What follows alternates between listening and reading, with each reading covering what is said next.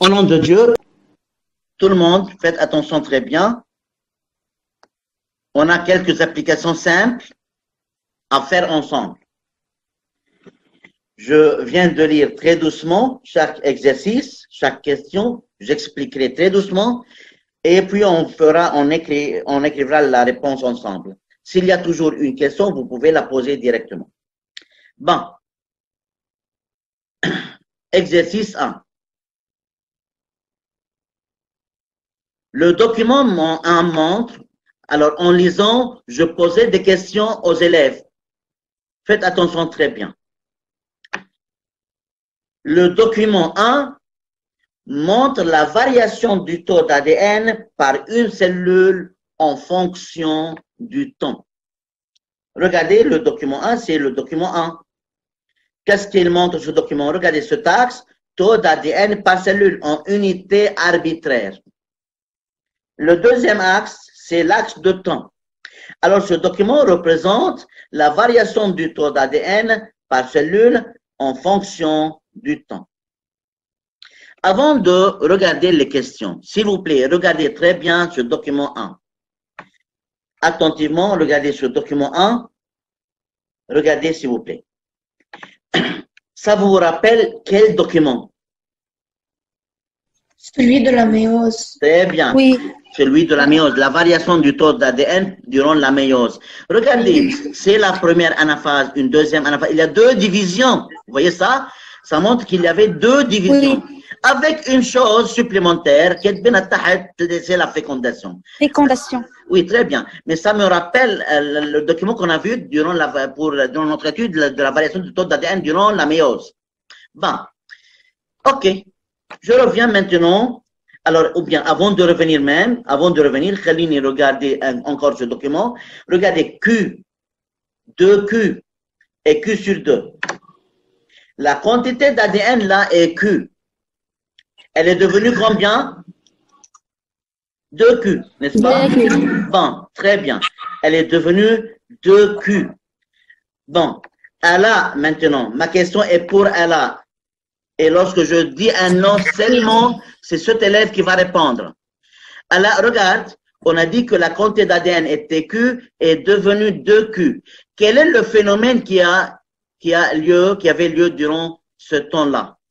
Et il y aura une synthèse d'ADN. Très bien, synthèse d'ADN. Ou bien on peut dire quoi? Allah?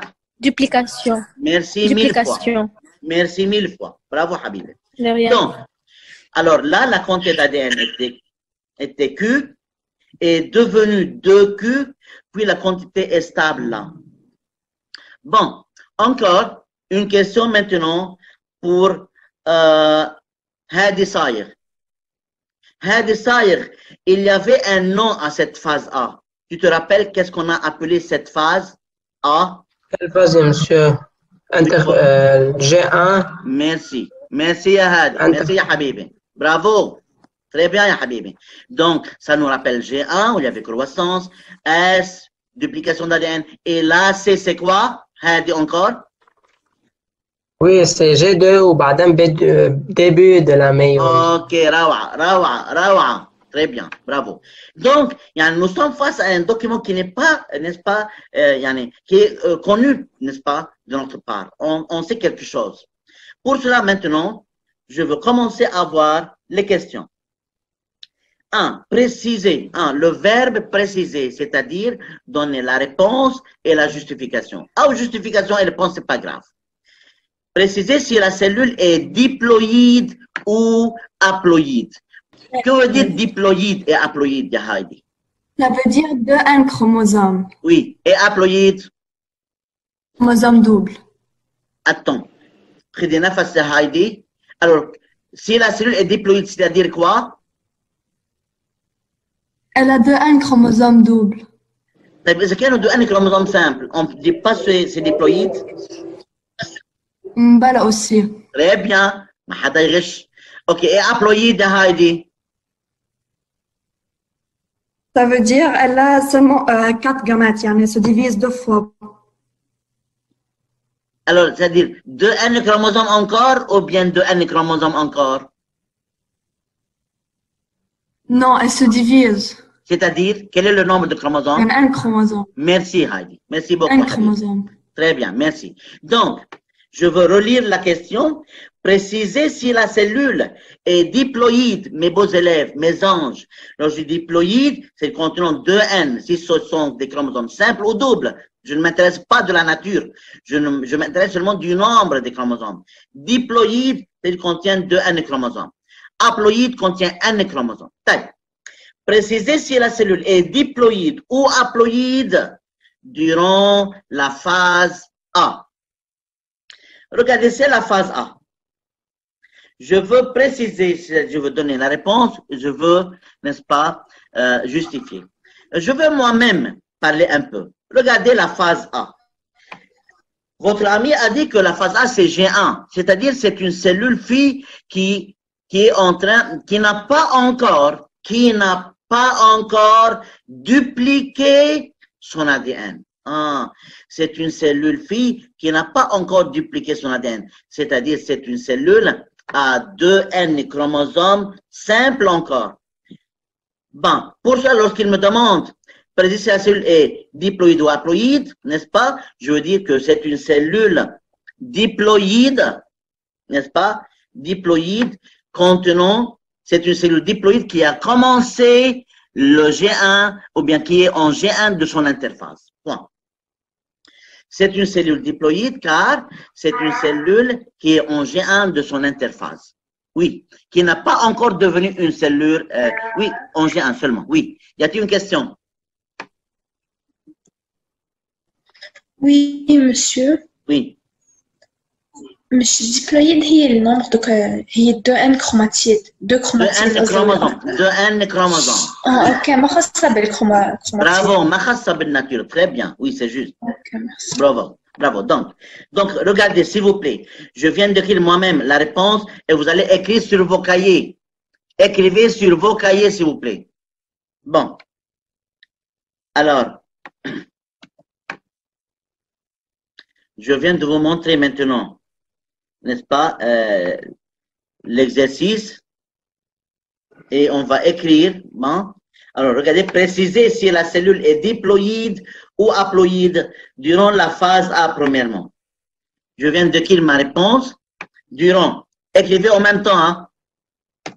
Durant la phase. Alors, vous écrivez exercice 1 et vous écrivez seulement la réponse. Exercice 1. N'est-ce pas seulement vous écrivez la réponse, partie, alors exercice 1, partie 1,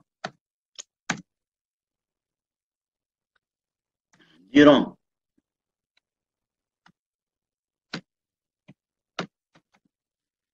la phase A, la phase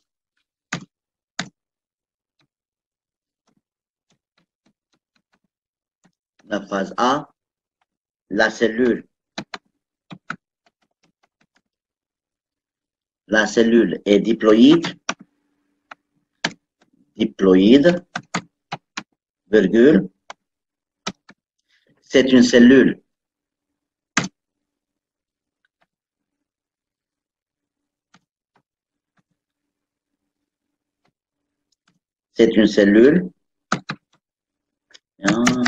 ok, je veux choisir la langue anglaise maintenant.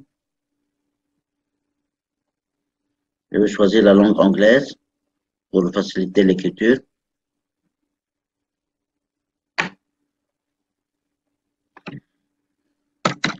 C'est une cellule fille, un G1 de son interface, Bon. Bon. C'était la partie, je suis en partie 1. Bon. Toujours s'il y a une question, vous allez poser. Bon. Maintenant, je passe pour la deuxième partie du numéro 1.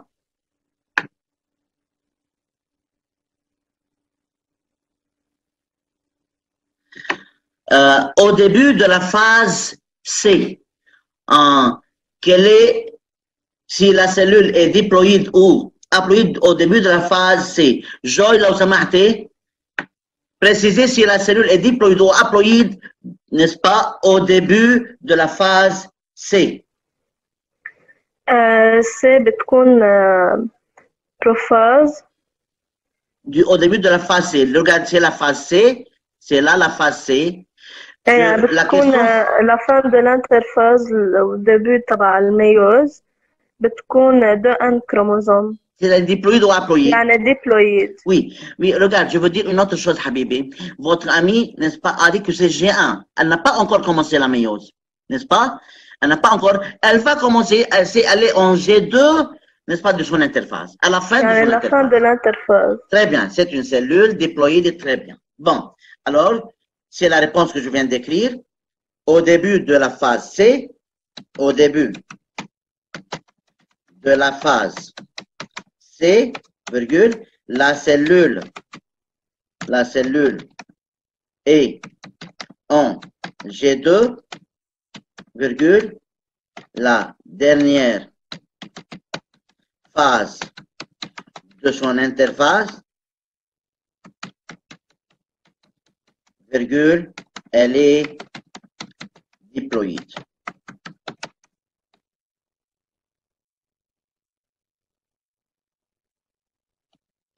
Alors, écrivez avec une bonne écriture. Oui. أستاذ بس سؤال أنت قلت هون إنه سيلول لسيلول ديبلويد كيف هي ديبلويد ما هي مش هي أبلويد هون؟ عروة حبيبتي عروة durant la phase A c'est une cellule qui vient de la mitose. Regarde, c'est pas un gamète mais elle va devenir un gamète après la méiose. Ça va حبيبي؟ Ça va? Très bien. Regarde, Anna, je vous remercie. Vous devez poser la question que vous voulez. Très bien, Habib. Bravo. Bon. Alors, je continue très doucement. Alors, j'ai dit qu'au début de la phase C, virgule, la cellule est en G2. Regardez, la phase C, elle est en G2. C'est la dernière phase de son interphase. Elle est encore en interphase. Elle est encore diploïde. Elle n'a pas encore devenu un gamète, enfin. Elle est diploïde. Au début de la phase E, c'est mon tour maintenant. Bon, au début de la phase E, regardez. Au début de la phase, faites attention. Au début de la phase E. Au début de la phase E. Attendez un peu, je veux choisir un élève. Un élève. Ok, Marioma, regarde. Au début de la phase E, est-ce que la cellule est-elle diploïde ou haploïde? Haploïde, elle est dans l'anaphase 1. Elle est en train de faire la méiose anaphase 1. Elle a fait l'anaphase 1. C'est une cellule haploïde à N chromosomes double, si vous vous rappelez. Très bien. Bon, alors je veux écrire la réponse. Oui, au début de la phase E. Au début de la phase E, virgule, la cellule est à N chromosomes, virgule, elle est en anaphase 1,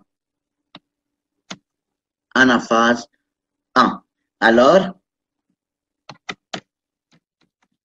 ok, c'est une cellule haploïde.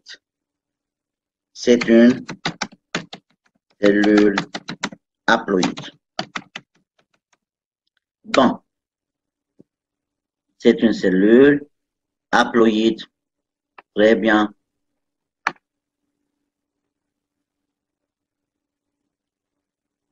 J'attends les questions. N'importe quelle question. Monsieur, oui. Monsieur, بالأنافاز 1 بتكون بعدها ما انقسمت بالأنافاز 1. Sûrement, oui, c'est juste. Mais regarde, lorsque il y a deux groupes, un groupe de chromosomes à chaque pôle de la cellule, c'est ce pôle est comme la future cellule qui va, n'est-ce pas, devenir seule. Yani, les chromosomes se sont séparés. À chaque pôle de la cellule, il y a un groupe de chromosomes, n'est-ce pas, un chromosome. Alors, on considère que là-bas, c'est la nouvelle cellule commence à apparaître, comme ça. Oui, Oui, elle n'a pas encore fait la télophase, sûrement. Mais il y a individualisation, yani début de l'apparition de la nouvelle cellule. Ça va? Oui. Très bien. À la fin, au début de la phase F, regardez la phase F. Au début de la phase F, la cellule, c'est quoi? Tout le monde? C'est la télophase, anaphase 1. Oui, Et c'est-à-dire c'est début quoi? La cellule télophase. diploïde ou haploïde? Elle est haploïde. Elle est haploïde. Khalas, ça arrête haploïde. Elle ne va jamais revenir diploïde maintenant. Très bien. Alors, c'est la fin de c'est la fin de l'anaphase 2. C'est à l'anaphase 2, ou bien au début de la télophase 2, c'est une cellule toujours haploïde. Alors, au début, je viens d'écrire la réponse, et comme ça, au début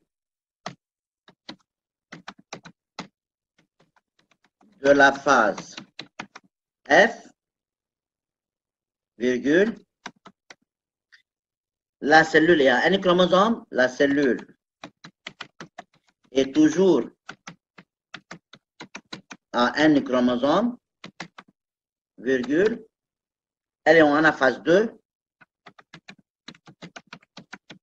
anaphase 2, alors c'est une cellule haploïde. Alors, c'est une cellule haploïde. Alors, regardez, c'est pas la peine d'écrire, n'est-ce pas, elle est toujours en un chromosome. C'est comme ça, moi j'aime écrire comme ça la réponse. Pas plus que ça. Au début de la phase F, monsieur, elle fait l'anaphase 2, n'est-ce pas? C'est-à-dire, elle sera au chromosome simple. Ok, ben c'est pas notre question maintenant. Ce qui m'intéresse, elle est diploïde ou haploïde, tout simplement. C'est une cellule haploïde, monsieur, elle est à un chromosome. Toujours, elle est à un chromosome. J'attends les questions s'il y a des questions.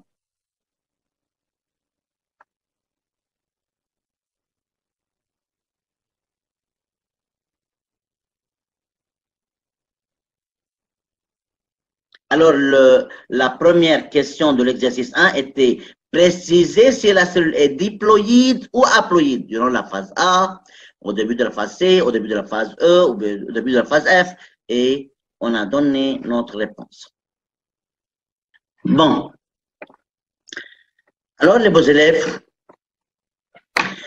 on a fini la première partie, n'est-ce pas? On passe pour partie 2. Regardez la partie 2. Regardez la partie 2 et faites attention très bien.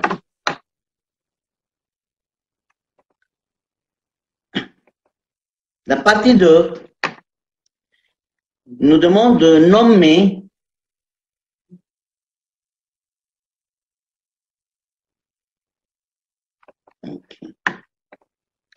Alors, la partie 2 nous demande de nommer le phénomène qui se déroule durant la phase B. Je n'ai pas fait attention, n'est-ce pas? Ok, Amon, Zoom. Oui, ok, ça va. Donc, je continue très doucement. Nommer le phénomène qui se déroule durant la phase B. Regardez la phase B. Regardez attentivement cette phase B, n'est-ce pas? C'est lorsque le taux d'ADN augmente de Q pour devenir 2Q. Alors, on l'appelle quoi, les élèves? Elle a dit votre amie. Duplication. Très bien. Duplication. Duplication de l'ADN. Phase F. Alors, c'est la duplication de l'ADN. Bon. C'est la duplication de, on ne dit pas augmentation bien synthèse. C'est plus mieux de dire duplication de l'ADN car ça augmente juste le double. Un des doubles de ça. Bon. Je continue aussi et faites attention, j'ai dit très bien. La variation du taux d'ADN, durant la phase G est observée dans la tête du spermatozoïde. La variation du taux d'ADN durant la phase G est observée dans la tête du spermatozoïde. La tête, regardez, la tête du spermatozoïde contient son noyau. Pour ça, on dit dans la tête du spermatozoïde. La tête contient son noyau. Mais c'est allégé cette année. Hein. Vous n'avez pas à étudier la structure du spermatozoïde cette année. Durant la phase G, regardez cette phase G, s'il vous plaît. C'est la phase G. Bon, je vais poser quelques questions là aussi. Regardez la phase G. Alors, là, cette flèche indique la fécondation, c'est-à-dire le spermatozoïde entre dans l'ovocyte. Le spermatozoïde a entré dans l'ovocyte et regardez là, n'est-ce pas? C'est la phase G qui montre quoi?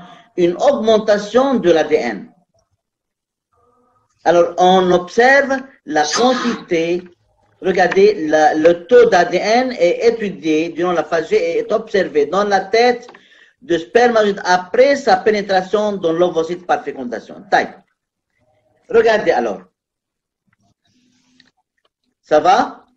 C'est le taux d'ADN qui augmente. N'oubliez pas que il y a quoi la duplication de l'ADN. Vous vous rappelez? Le noyau sera appelé quoi dans ce cas? Le noyau du spermatozoïde pronucléus. Très bien. Alors, tous les élèves doivent savoir que après la pénétration du spermatozoïde dans l'ovocyte, il y aura duplication de l'ADN, on aura les deux pronucléi, un chromosome double, un chromosome double. Alors, regardez la question qui se pose, qu'il la pose maintenant.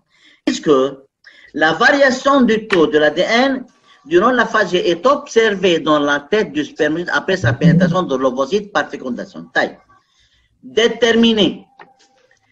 Regardez la question attentivement. Déterminer le nombre des chromosomes et le nombre des chromatides par chromosome à la fin de la phase G, n'est-ce pas, dans la tête du spermatozoïde humain. Alors, tout le monde va faire une faute là. Alors, je veux reprendre, déterminer, c'est-à-dire réponse avec justification. Ou bien justification et réponse, ça importe peu. Déterminer le nombre des chromosomes, 1, et le nombre des chromatides par chromosome, 2, à la fin de la phase G. Dans la tête du spermatozoïde humain. Je veux premièrement essayer de déterminer le nombre des chromosomes. Le nombre des chromosomes.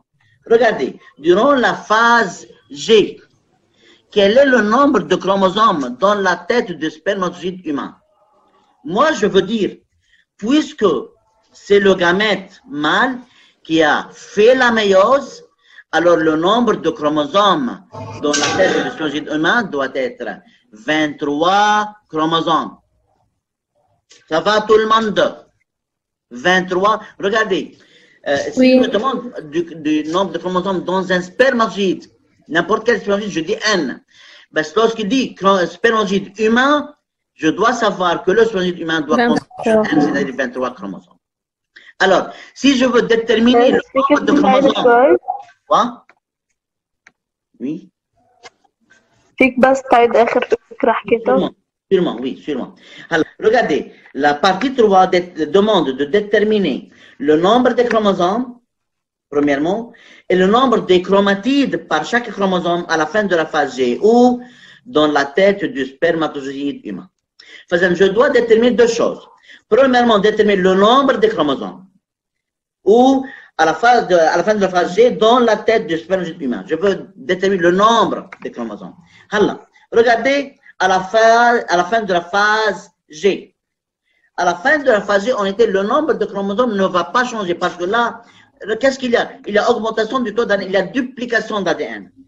Je veux dire que, puisque le spermatozoïde, n'est-ce pas, résulte de la méiose, alors le nombre de chromosomes doit être N, c'est-à-dire 23 chromosomes. Point.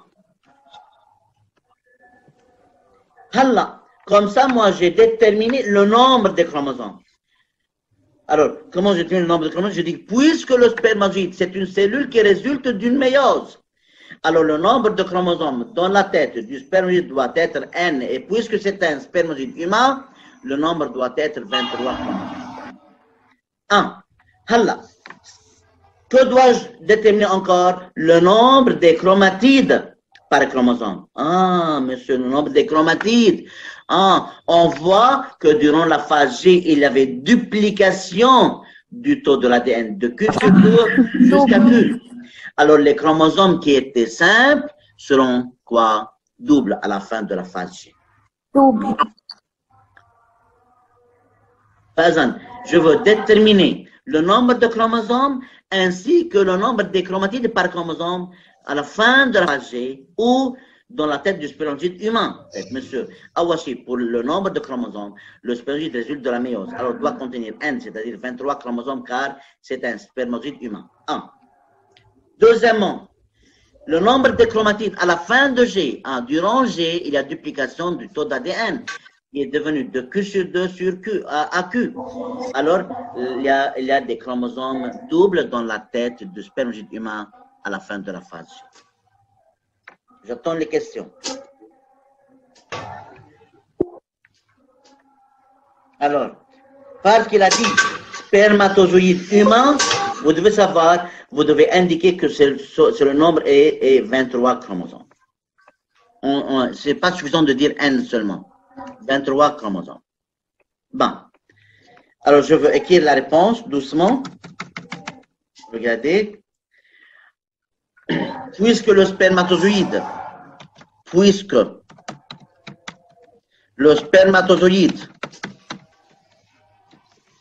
résulte d'une méiose,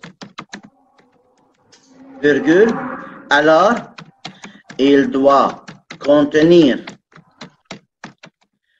dans sa tête, un chromosome, c'est-à-dire 23 chromosomes. Et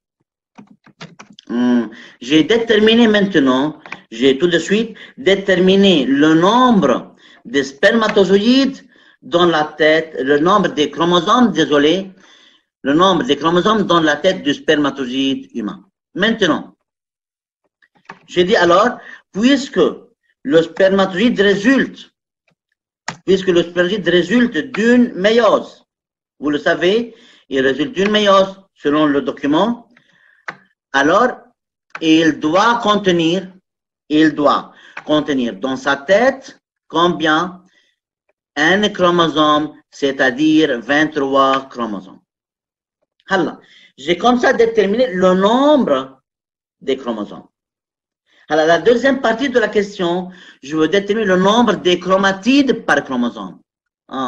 Et puisque durant la phase G, virgule, comme le montre le document 1, virgule, le taux d'ADN, il y avait, ou bien le taux d'ADN sera le double. Alors, comme le montre, puisque à la fin de la phase, à la fin de la phase G,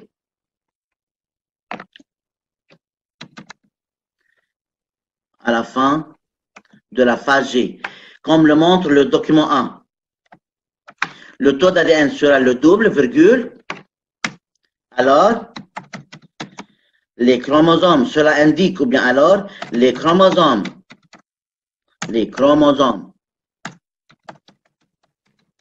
dans la tête du spermatozoïde seront doubles, c'est-à-dire le nombre de chromatides par chromosome est 2.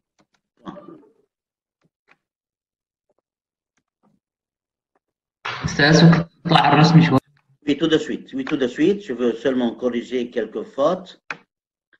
Chromatides par chromosome, oui. Attends un tout petit peu, s'il vous plaît, Habibi. Qu'on me le montre. Spermatozoïde et tête et A et puis chromosome. Bon. Regardez alors.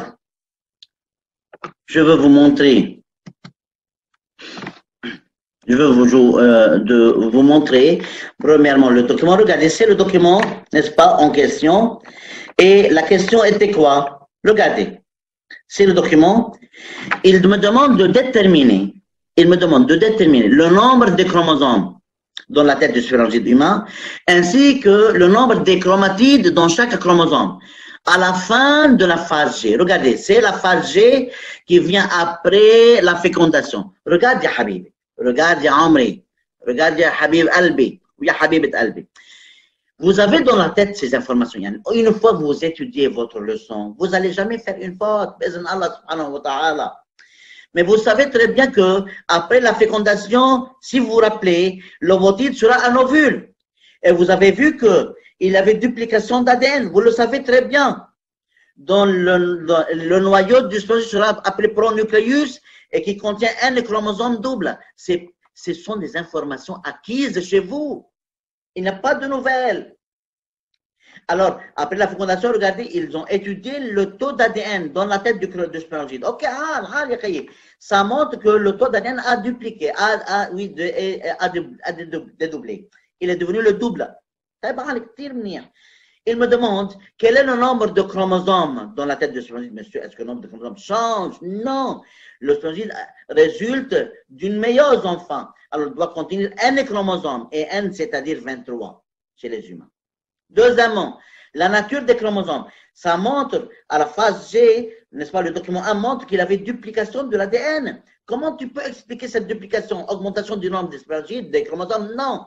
Ce n'est pas une augmentation du nombre des chromosomes, parce que le spermatozoïde doit contenir seulement 23 chromosomes. Donc, les 23 chromosomes qui se trouvaient dans la tête du spermatozoïde sont devenus doubles. Chacun est formé de 2 chromatides. Oui, Ali. Ya Aliyan, ça va? Ok, Ali. Bon. Lama Salman, tu as une question, la belle? Lama Afandi, tu as une question? Non, monsieur. Bon, très bien. Alors, toujours, s'il y a une question, on pose Habib. Bon. Je reviens comme ça. Et alors, bon, on a fini cette partie. On a fini la partie 2 et la partie 3. Écrivez avec une bonne écriture, s'il vous plaît. Si vous n'arrivez pas à finir, vous me dites pour que j'attends. J'attends, sûrement j'attends. Alors, puisque le spermatozoïde résulte d'une méiose, alors il doit contenir dans sa tête un chromosome, c'est-à-dire 23 chromosomes. Parce qu'il m'a dit dans le spermatozoïde humain, je dois noter le nombre.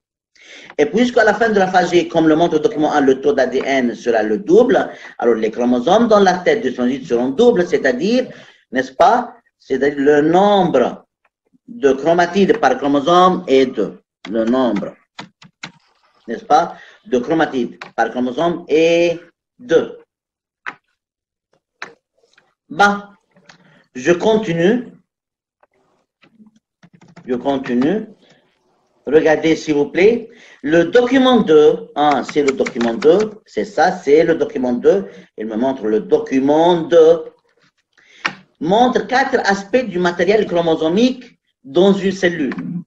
4 aspects du matériel chromosomique. Aspect 1, aspect 2, 3, 4.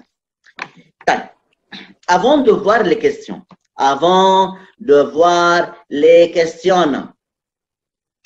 regardez l'aspect 1. Est-ce que c'est un chromosome double ou simple? Double. Vous vous rappelez en classe de bac, lorsque vous étiez plus petit que la molécule, vous avez vu que le matériel chromosomique se condense, la chromatine se condense et se décondense. Vous vous rappelez de ça, cette notion? Condensation du matériel chromosomique. Aslan, regardez, cette année, qu'est-ce qu'on a vu durant la méiose? Dans la méiose, on a vu que à la prophase, il y a individualisation des chromosomes. Et je dis que individualisation, c'est-à-dire apparition des chromosomes. Les chromosomes seront observables à la prophase, durant la division. Hors de la division, durant l'interphase, ne seront pas observables parce qu'ils sont décondensés. Sont très fins. Regardez. Alors, l'aspect 1, sûrement, n'est pas durant la division cellulaire. Parce que c'est décondensé, c'est fin. L'aspect 2, c'est un chromosome épais et court, il est condensé. L'aspect 3, et le chromosome est épais et condensé, il est très visible. Là, l'aspect 2 et l'aspect 3 sont des aspects observables seulement durant la division, où la chromatine s'est condensée. L'aspect 4, c'est pas durant la division, n'est-ce pas? Cellulaire parce qu'il est, n'est-ce pas, formé d'une chromatine décondensée. Ce que je veux de vous, regardez la question. Choisir du document 2 l'aspect du matériel chromosomique qu'on peut trouver dans la cellule durant la phase A. Regardez la phase A. On a dit que la phase A, c'est G1. Est-ce que la cellule est en division? La cellule, est-ce qu'elle se divise là? Non. Non, elle ne se divise pas la cellule. Non. Donc, la cellule, elle ne se divise pas. Et les chromosomes là, c'est très important de noter que les chromosomes, n'est-ce pas, sont quoi? Simples. On a déjà répondu à cette question. Chromosome simple, parce qu'il n'est pas encore dupliqué, et n'est pas en division, c'est-à-dire les chromosomes doivent être décondensés comme ça. L'aspect 4, c'est un chromosome simple et décondensé. Que veut dire simple, monsieur? C'est-à-dire formé d'une seule chromatide, car, regardez le document, durant la phase A, l'ADN n'a pas encore dupliqué, les chromosomes sont encore simples. Parce que les chromosomes ne sont pas observables, car les chromosomes sont seulement observables lorsque la cellule est en division. Alors, durant la phase A, l'aspect 4 correspond à la phase A. Bon, au début de la phase C, alors je veux répondre, je veux écrire la réponse, comme ça.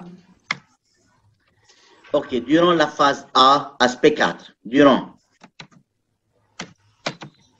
la phase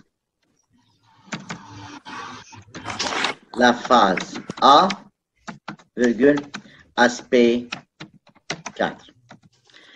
Toujours posez vos questions. Je veux reprendre la notion de condensation et décondensation de la chromatine. La chromatine ou bien les chromosomes ne sont pas visibles avant la division. Pourquoi? Parce que la chromatine est décondensée, très fin et très long.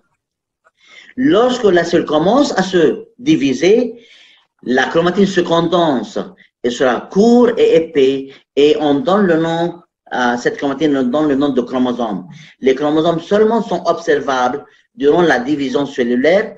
Pour cela, durant la prophase 1 de la méiose, on a dit qu'il y a individualisation des chromosomes, c'est-à-dire il y a apparition des chromosomes. Est-ce que le chromosome était absent? Non, se trouvait sous forme décondensée, très fin, on ne peut pas les voir. C'est comme si vous imaginez la chromatine comme un long cheveu de 5 mètres de longueur. Un long cheveu. Heidi chromatine. Lorsqu'elle se condense, qu'est-ce que se passe-t-il? N'est-ce pas? La chromatine se plie sur elle-même des centaines ou bien des milliers de fois.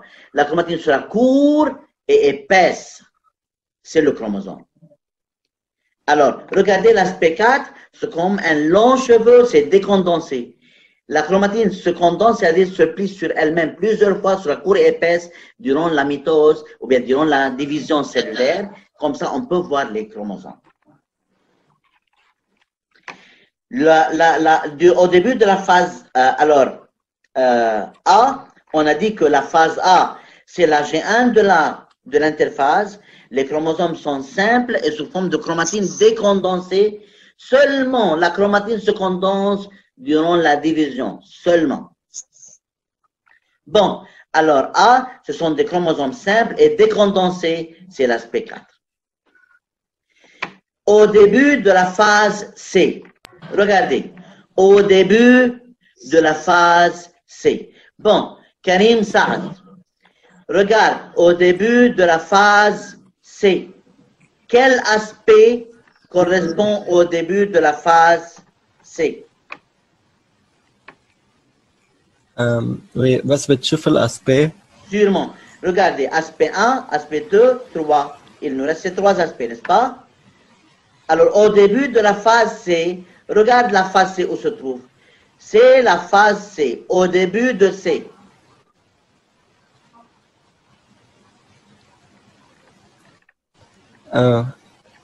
مش مبينين الأسباب. Alors, tout de suite, je viens de te montrer. Tu le vois maintenant? C'est aspect 3. Aspect 3. 1, aspect 1. Pourquoi, Karim? aspect 1. Oui, pourquoi? عشان بعد ما صار في بالجي 2 بيصير في كوندنساسيون. Nous sommes en G2. Est-ce qu'elle a commencé sa division en G2? لا بعد. Pour cela, très bien. C'est l'aspect 1. Les chromosomes sont doubles, sûrement, elle a fait la duplication d'ADN, elle a fini la phase B, les chromosomes sont doubles, parce qu'elle n'a pas encore commencé sa division. C'est-à-dire, les chromosomes sont doubles, mais décondensés. Très bien. Ça va tout le monde? Toujours, s'il y a une question, n'hésitez jamais. Alors, je veux écrire au début de la phase C, au début de la phase C, n'est-ce pas, aspect 1, aspect, oui, aspect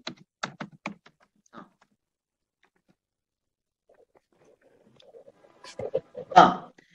Au début de la phase E maintenant, regardez la phase E, c'est la phase E, au début de la phase E, وسعيد الحظ اللي بده يجاوبني او اللي بدها تجاوبني au début alors Tala حاوي Tala au début de la phase E regarde Oui, la phase E. monsieur, au début de la phase E.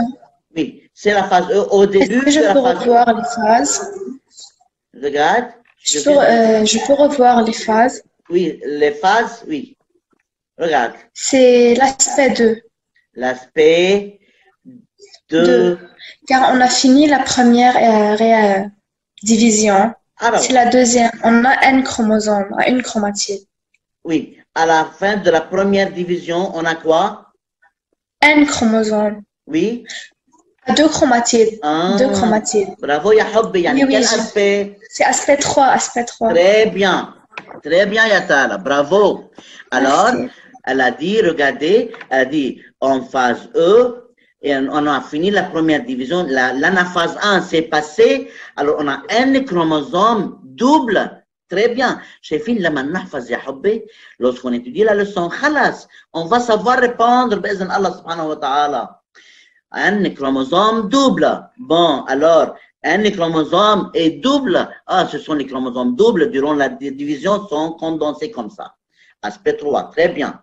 Alors, au début de la phase E, au début de la phase E, virgule, aspect 3. Aspect 3. Bon. Il nous reste au début de la phase F. Je veux voir la phase F. Au début de la phase F.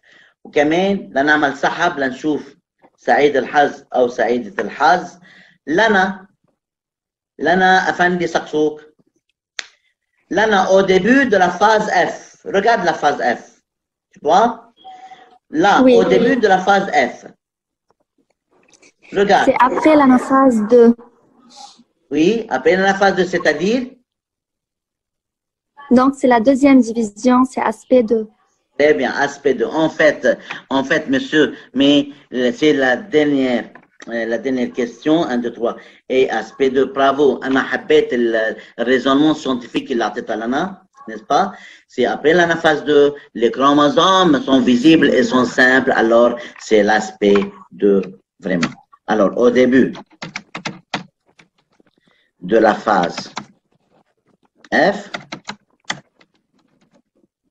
virgule, aspect 2. Je m'étais content du raisonnement, de la raisonnement scientifique que vous avez donné, n'est-ce pas? Parce que j'aime pas seulement qu'on peut correctement choisir, je veux le raisonnement scientifique que vous avez fait. Une bonne, oui. Bon, alors, comme ça, on a terminé la partie 4.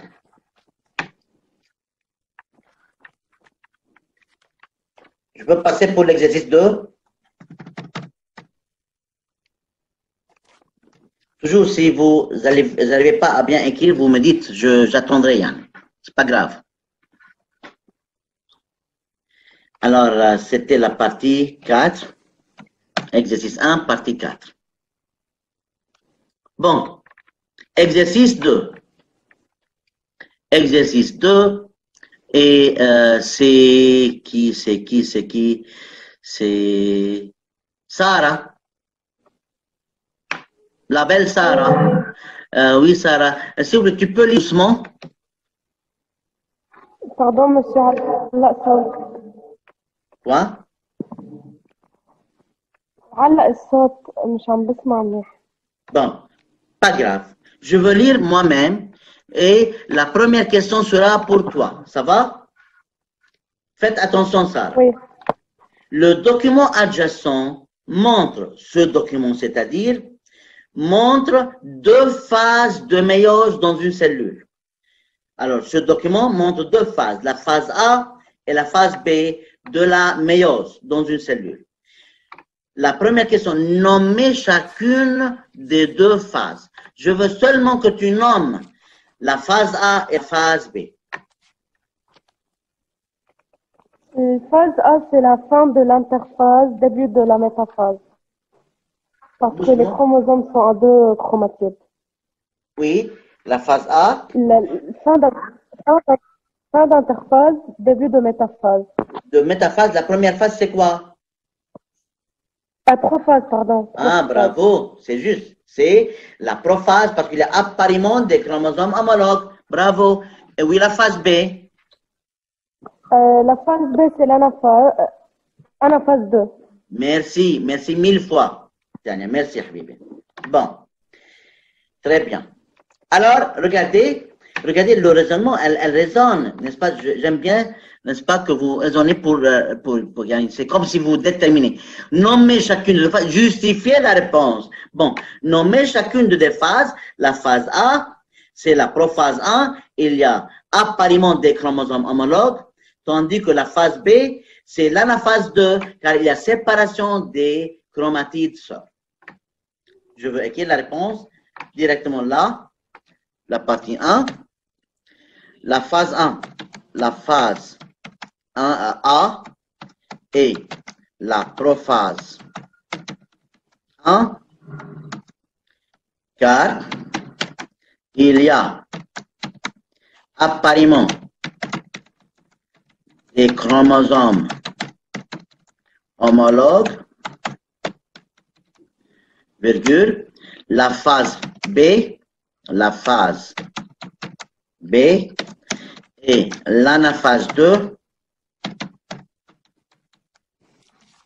car il s'agit de la séparation des chromatides.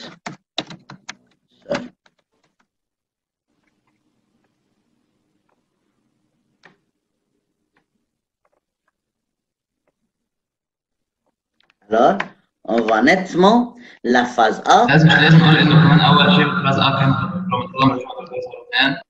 Quoi, les chromosomes sont quoi? بالفاز A كانوا 4 chromosomes. Oui. بالفاز B صاروا هلا 2 tu يعني peux 2 dire من ça, اللي tu peux dire ça, mais parce que à l'anaphase 2 خلاص لما تقول séparation des chromatides sœurs, c'est l'anaphase 2 sûrement. N'est-ce pas? ايه لأنه بالأنافاز 1 il y a séparation des chromosomes homologues بالنهاية بس. كروموسوم أملاق. Oui. Bon, regardez s'il vous plaît la partie 2. Schématiser la phase qui suit la phase A et celle qui précède la phase B. On ne va pas schématiser maintenant. Schématiser la phase qui suit la phase A. Ah, monsieur, la phase A, il est prophase. Hein? Qui suit la phase A, les chromosomes doivent être, ou bien les chromatides, métaphase A. Vous avez le schéma chez vous. Oui, vous avez le schéma chez vous. Ça va? Métaphase, c'est-à-dire à l'équateur de la cellule. Et celle qui précède la phase B, regardez la phase B, qui précède, qui vient avant, c'est la métaphase 2, n'est-ce pas? Métaphase 2. Exactement. C'est-à-dire là, on doit dessiner la métaphase 1 et là, on doit dessiner la métaphase 2. Parce que lorsqu'ils disent schématiser la phase qui suit la phase A, qui vient après la phase A, ça va être des prophase 1. Après ça, c'est la métaphase 1. Et là, qui précède, qui vient avant. Qui vient avant, c'est-à-dire la métaphase. Comme vous voyez, n'est-ce pas, la phase qui suit la phase A qui est la prophase 1, c'est ce schéma D qui est la métaphase 1, n'est-ce pas? Les tétrades se trouvent à l'équateur de la cellule. Après la prophase, il y a la métaphase. Les tétrades se trouvent à l'équateur de la cellule. Celle qui précède la phase B, qui précède, qui va avant la phase B qui est l'anaphase 2, la phase qui précède l'anaphase 2, c'est la métaphase 2. Bon, c'est la métaphase 2, avant que les deux chromatides ne se séparent. Vous voyez? Regardez, un chromosome double et un autre chromosome double. À l'anaphase 2, il y aura séparation de chaque deux chromatides sœurs. Ces deux chromatides se séparent. L'une monte, l'autre descend, et l'une monte, l'autre descend. Et c'est la métaphase, alors 2, qui précède l'anaphase 2 ou bien la phase B. Y a-t-il une question? Non? Bon.